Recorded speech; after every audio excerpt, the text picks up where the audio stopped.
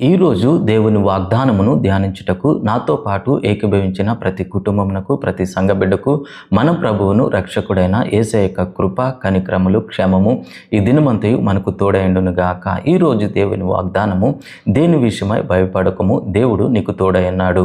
ఇర్మీయా గ్రంథం 1వ అధ్యాయం 8వ వచనం. వారికి భయపడకము, నిన్ను విడిపించుటకు నేను నీకు తోడై ఉన్నాను. ఇదే యెహోవా వాక్కు.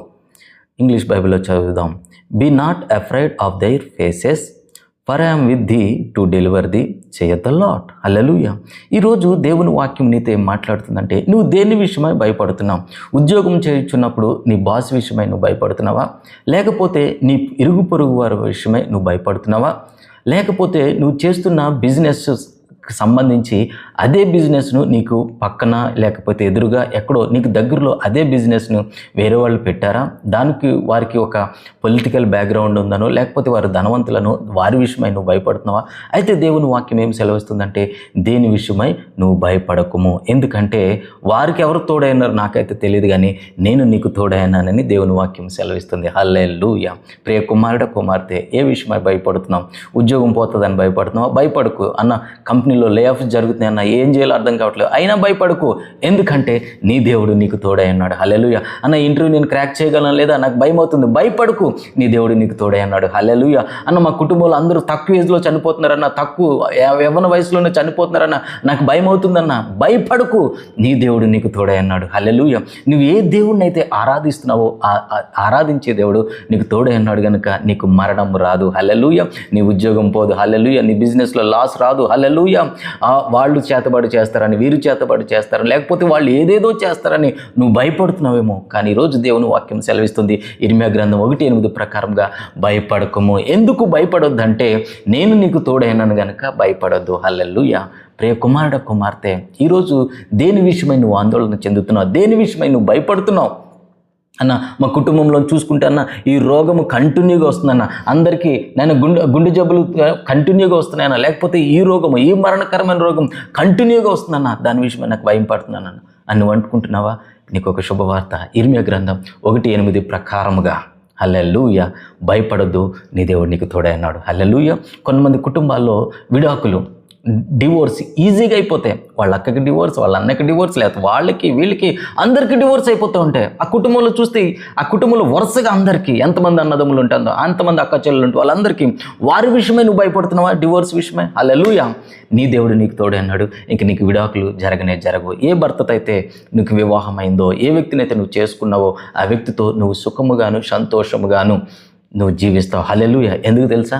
నీ దేవుడు నీకు తోడే అన్నాడు. హల్లెలూయా. కాబట్టి భయపడకు, వివాహ విషయమై భయపడకు. అన్న మా అన్నదమ్ముల్లో మా అక్క చెల్లెలు ఎవరికి పిల్లలు లేటుగా కలుగుతారన్న, నాకు భయం అవుతుందన్న, భయపడకు. హల్లెలూయా.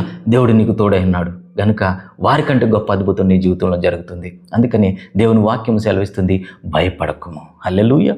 ఈరోజు మనం దానియేలు గ్రంథాన్ని కనుక మనం చదివినట్లయితే, 6వ అధ్యాయం కనుక మనం చదివినట్లయితే, అక్కడ రాజగృహంలో ఉన్న అధిపతులు, ప్రధానులు వీళ్ళందరూ కలిసి దానియేలును ఏ రీతిగానూ ఆ దేశంలో ఉండకుండా, లేదంటే బ్రతకనివ్వకుండా చేయాలని వారు ఒక ప్లాన్ చేశారు. ప్లాన్ చేయగానే వాళ్ళకు ఒక ఆలోచన వచ్చింది. దానియేలుని మనము ఏమి చేయాలన్నా కానీ పద్ధతుల విషయంలో కాదు, తన దేవుని విషయంలో తనకు హాని చేయగలమని వీళ్ళందరూ ఏం చేశారంటే, రాజు దగ్గరికి వెళ్ళి, రాజా ఇదిగో ఈ దినం మొదలుకొని ఒక నెల రోజుల వరకు ఏ వ్యక్తి అయినా సరే తనకి ఏ కోరుకున్నా, ఏ ప్రార్థన చేయాలన్నా వారు ఆరాధించే దేవుడికి కాదు, రాజు అయిన నీ యొద్దకు వచ్చే మొరపెట్టాలి. ఇలాంటి శాసనం ఒకటి చేస్తున్నాం కనుక ఈ నెల రోజులు అందరూ నీ యొద్దకు వచ్చి మాట్లాడతారు, నీ యొద్దకు వచ్చి ప్రార్థన చేస్తారు, వారి మనవులను వినవగలవని రాజుకి ప్రేరేపించారు. ఎప్పుడైతే వీళ్ళు చెప్పిన ఆలోచన రాజుకు నచ్చిందో వెంటనే దాన్ని ఒక చట్టం చేశాడు. ఆ చట్టము పారసీకుల చట్టము. ఆ చట్టాన్ని రాసిన వ్యక్తి కూడా మార్చలేని చట్టం అది. హల్లెలూయా. ఈరోజు భారత రాజ్యాంగాన్ని రాసిన అంబేద్కర్ గారు కూడా ఎలా మార్చలేరో అలాగా ఆ పారసీకుల చట్టాన్ని కూడా మార్చలేరు. వెంటనే ఆ పారసీకుల యొక్క చట్టం ఎప్పుడైతే ఇంప్లిమెంట్ చేశారో, ఇప్పుడు దానియేలు ఆ వార్త తెలిసినను మనుషులు ఏ దేవుడికి పూజించకూడదు, కేవలం రాజు దగ్గరే మొరపెట్టాలని ఆ వార్త తెలిసినను భయపడలేదు. హల్లెలూయా. భయపడకుండా యథావిధిగా తన రూమ్లోకి వెళ్ళి, తన గదిలోనికి వెళ్ళి యెరూషలేము పట్టణం వైపు ద్వారం తెరుచుకుని ప్రార్థన చేస్తున్నాడు రోజుకు 3 దినాలు. హల్లెలూయా. పరిస్థితులు వేరుగా ఉన్నాయి, భయపడే పరిస్థితులు ఉన్నాయి, అయినను భయపడలేదు, దేవునికి మొరపెడుచున్నాడు. హల్లెలూయా. ప్రియ కుమారుడు కుమార్తె, ఈరోజు నీ ఉద్యోగంలో కావచ్చు, నీ ఇంట్లో పరిస్థితులు కావచ్చు, భయపడేటట్టుగా ఉండొచ్చు. కానీ నువ్వు చేయవలసింది ఏంటంటే దేవుని సన్నిధిలో మొరపెట్టాలి. హల్లెలూయా. ఇలాంటి మరణం వస్తుందని భయంకరమైన చట్టం వచ్చినా కానీ దానియేలు భయపడలేదండి. హల్లెలూయా. భయపడకుండా యథావిధిగా ప్రతిరోజు ఎలా చేస్తాడో, ఆ చట్టం రాకముందు ఎలా చేస్తాడో, చట్టం వచ్చినప్పుడు కూడా అదే రీతిగా ప్రార్థన చేయడం మొదలుపెట్టాడు. హల్లెలూయా. పరిస్థితులను బట్టి నీ ప్రార్థన జీవితాన్ని మార్చుకోవద్దు ప్రియ కుమారుడు కుమార్తె. ప్రభావం బట్టి, పరిస్థితుల ప్రభావం బట్టి, నువ్వు వెళ్తున్న కొన్ని పరీక్షలను బట్టి నీ యొక్క ప్రార్థన జీవితాన్ని నువ్వు మార్చుకోవద్దు, నీ విశ్వాస జీవితాన్ని మార్చుకోవద్దు.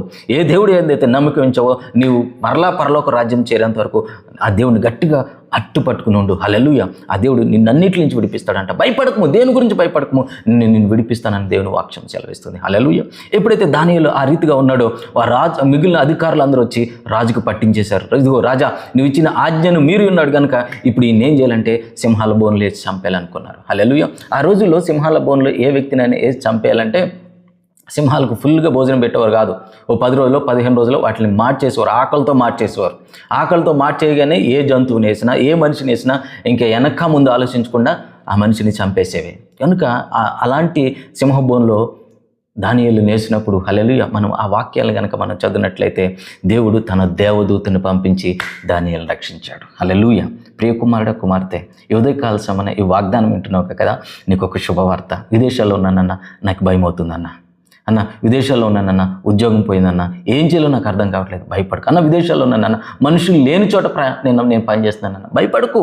హల్లెలూయా. నీ దేవుడు నీకు తోడే ఉన్నాడు. సింహాల బోనులో దానియేలు ఉన్నప్పుడు దేవుడు తన దేవదూతని పంపించి దానియేలుని విడిపించిన రీతిగా ప్రియ కుమారుడు కుమార్తె, నువ్వు ఎటువంటి సమస్యలున్నా దేవుడు ఒక గొప్ప సహాయమును పంపించి నిన్ను విడిపించును గాక, నీ సమస్యల నుంచి విడిపించును గాక, నీ భయం నుంచి విడిపించును గాక, నీ రోగము నుంచి విడిపించును గాక, నీ మరణము నుంచి విడిపించును గాక, నీ అప్పుల సమస్యల నుంచి విడిపించును గాక, దుఃఖము నుంచి విడిపించును గాక. హల్లెలూయా. ఎప్పుడైతే దానియేలు ఆ యొక్క ప్రార్థన జీవితాన్ని మార్చుకోలేదో, దేవుని అందు విశ్వాసం ఉంచాడో, అద్భుత రీతిగా తప్పించబడ్డాడు. అందుకనే మనము దానియేలు గ్రంథం 6వ అధ్యాయం 23వ వచనంలో చదివితే వెంటనే రాజు వచ్చి ఒక మంచి మాట అంటున్నాడండి. చదువుదాం. దానియేలు గ్రంథం 6వ అధ్యాయం 23వ వచనం. రాజు ఇందును గురించి అతి సంతోషభరితుడై దానియేలును గుహలో నుండి పైకి తీయుడని ఆజ్ఞ ఇయ్యగా బంట్రోతులు దానియేలును బయటికి తీసిరి. అతడు తన దేవుని యందు భయభక్తి గలవాడైనందున అతనికి ఏ హానియు కలగలేదు. Then was the king exceedingly glad for him and commanded that they should take Daniel up out of the den. So Daniel was taken out of the den and no manner of hurt was found upon him because he believed in his God. Hallelujah. దానియేలు తన దేవుని యందు నమ్మిక ఉంచెను గనుక దానియేలుకు ఏ ప్రమాదము జరగలేదు. హల్లెలూయా. కనుక నీకు ఎలాంటి సమస్య ఉన్నా, ఎలాంటి బాధ ఉన్నా, ఎలాంటి భయం ఉన్నా దేవుని యందు నమ్మకించు. తప్పకుండా సింహాల బోలు నుంచి దానియేలుని లేవనెత్తిన దేవుడు నీది ఎలాంటి సమస్య అయినా, మరణానికి దగ్గరగా ఉన్న, చివరి క్షణాల్లో ఉన్న దేవుని యందు నమ్మకించు, దాని నుంచి నేను లేవలెత్తుతాడు. హల్లెలూయా. అవయవాలు పాడైపోయినా మన దేవుడు అవయవములు నిర్మించేవాడు. హల్లెలూయా. పాడు చేసే దేవుడు కాడు. కనుక ఆ పరమ వైద్యునికి నువ్వు మొరపెట్టు. తప్పకుండా నీ దేహంలో ఏ అవయవం అయితే బాగాలేదో, ఏ శాపములు అయితే ఏలుబడి చేస్తున్నాయో, ఏ మాంత్రిక శక్తులు అయితే ఏలుబడి చేస్తున్నాయో, ఏ చేతబడి శక్తులు అయితే ఏలుబడి చేస్తున్నాయో, ఆ దేవాతి దేవుని యందు నమ్మకించు. ప్రభువైన యేసు యొక్క మరణము పునరుద్ధానమందు, ఆ యొక్క యేసయ్య యొక్క రక్తమందు నీవు నిరీక్షణించు, నమ్మకించు. ఆయన వాగ్దానముల పట్ల నమ్మకించు. నువ్వు గొప్పగా ఆ మరణం నుంచి విడిపించబడతావు. హల్లెలూయా. ఈ దినమున నువ్వు దేని విషయం అయితే భయపడుతున్నావో ప్రియ కుమారుడు కుమార్తె, ఈ ప్రార్థనలో ఏకీభవించు. నిత్యంగా నువ్వు ఆ భయం నుంచి బయటకు వచ్చేస్తావు. ఎందుకు తెలుసా? ఈరోజు 2 వాగ్దానాలు. ఒకటి దానియేలు జీవితంలో జరిగిన గొప్ప వాగ్దానం ధ్యానించున్నాం. అలాగే ఇర్మీయా గ్రంథం 1:8 భయపడకుము, నేను నీకు తోడే అన్నాను. ఇదే యెహోవా వాక్కు, అంటే ఆయన చెప్పి ఉన్నాడంట. హల్లెలూయా. మన దేవుడు చెప్తే చేసే దేవుడు అండి. హల్లెలూయా. కనుక ఈ ప్రార్థనలో ఏకీభవించు. నీ భయం నుంచి నీకు విడుదల వస్తుంది. ప్రేమగల తండ్రి, కృపగల యేసయ్య, ఆదరణకర్త అయిన పరిశుద్ధాత్మదేవ, మీ ఘనమైన, శ్రేష్టమైన, ఉన్నతమైన, ప్రశస్తమైన నామమునకు వేలకొలది వందనం చెల్లిస్తున్నాను ప్రభా.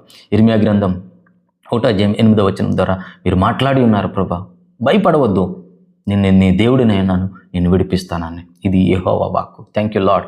నేను అదే రీతిగా దానియేలుకు మరణకరమైన శాసనములు లిఖించబడినను నేను నీ యందు నమ్మిక ఉంచున్నాడు కనుక మరణం నుంచి, అపాయం నుండి తప్పించావు ప్రభా. ఇదిగో నేను ఈ ప్రార్థనలు ఏకీభవించిన ఏ బిడ్డకైతే నేను ఏ అపాయం పొంచి ఉన్నదో, ఏ భయం అయితే పొంచి ఉన్నదో, చుట్టుపక్కల నుంచి, బంధువుల నుంచి, రక్త సంబంధికుల నుంచి, అత్తమామల నుంచి, ఉద్యోగంలో, బిజినెస్లో దేని విషయమై భయపడుతున్నారు, యేసుక్రీస్తు నామమున మీరు తోడేండుటిని బట్టి ఆ భయం నుండి వీరికి విడుదల కలుగును గాక. నాయనా, ఈ ప్రార్థనలు ఏకీభవించిన ప్రతి బిడ్డకు నిశ్చయముగా, ఖచ్చితంగా విడుదలను అనుగ్రహించినందుకే వందం చెల్లిస్తున్నాను ప్రభా. నీ కృపనిచ్చినందుకే వందం చెల్లిస్తున్నాను ప్రభా. నీ సామర్థ్యమునిచ్చినందుకే వందం చెల్లిస్తున్నాను ప్రభా. ఈ వాగ్దానముని ఈ దినమంతా వారు ధ్యానించటం బట్టి వారికున్న భయం నుంచి, వారికున్న ఆందోళన నుంచి నిశ్చయముగా, ఖచ్చితంగా తప్పించబడుదురు గాక. మరణమును జయించుదురు గాక. నన్ను అపవాద శక్తులను జయించుదురు గాక. Thank you holy spirit. రోగములను జయించుదురుగాక, మరణకరమైన వ్యాధులను జయించుదురుగాక. Thank you lord. నీ అంది నమ్మిక ఉంచున్నాము కనుక, మీ వాగ్దానముల పట్ల నమ్మిక ఉంచున్నాము కనుక మమ్మల్ని తప్పించడానికి వందం చెల్లిస్తూ యేసుక్రీస్తు నామమున మా మనవులను అడిగి పొందుకున్నాం తండ్రి. ఆమేన్, ఆమేన్, ఆమేన్. మన తండ్రి అయిన దేవుని ప్రేమ, ప్రభువైన యేసుక్రీస్తు వారి యొక్క కృప, పరిశుద్ధాత్మ దేవుని యొక్క సన్నిధి, సహవాసము మనకు సకల పరిశుద్ధులకు సదాకాలము తోడేండును గాక. ఆమేన్, ఆమేన్, ఆమేన్. కనుక ప్రియ కుమారుడా, ఇర్మీయా గ్రంథం 1:8 ప్రకారం భయపడవద్దు, మన దేవుడు మనల్ని విడిపిస్తాడు. దానిని విడిపించిన దేవుడు ఈ దినాన నన్ను విడిపించడానికి సిద్ధంగా ఉన్నాడు. మనం చేయవలసింది ఏంటంటే ఆ వాగ్దానాలు ఎత్తిపట్టి ప్రార్థన చేయడమే. కనుక ఈరోజు ఏ వాగ్దానం అయితే నువ్వు ధ్యానించవో ఈ దినమంతా దాన్ని ధ్యానించు, దానిని పదే పదే గుర్తు చేసుకుంటూ ఉండు. దేవుడు తప్పకుండా నీకే భయం ఉన్నా దాని నుంచి తప్పించేస్తాడు. అలాంటి కృప నీకు నాకు సదాకాలము తోడేయండును గాక. ఈ దినము నుంచి నువ్వు దేని విషయమై భయపడుతున్నావో ఆయన తన వాక్యమును పంపించి, తన వాగ్దానమును పంపించి ఆ భయం నుండి నీకు విడుదల కలుగజేయను గాక. నీ బిడ్డల విషయమై, నీ బిడ్డల భవిష్యత్తు విషయమై, నీ భవిష్యత్తు విషయమై, నీ ఉద్యోగం విషయమై, నీ బిజినెస్ విషయమై, నీ ఆత్మీయ జీవితం విషయమై, నీ తల్లిదండ్రుల విషయమై, ఏ విషయమై భయపడుతున్నావో నిశ్చయముగా ఆ భయం నుండి బయటకు వచ్చేదువుగాక. ప్రయాణాల విషయమై భయపడుతున్నావా, నిశ్చయముగా నువ్వు ఆ భయం నుండి బయటకు వచ్చేదువుగాక. మరణం గురించి భయపడుతున్నావా ఈరోజు, తప్పక నిశ్చయముగా నువ్వు 100 సంవత్సరాల కంటే ఎక్కువ జీవించదువుగాక. దేవుడు ఎన్ని దినములైతే నీ జీవితం మీద లిఖించినారో నిశ్చయముగా ఆ దినములను సంపూర్తి చేయదువుగాక. నువ్వు బయటికి వెళ్ళేటప్పుడు, లోపలికి వచ్చేటప్పుడు ఆశీర్వదించబడదువుగాక.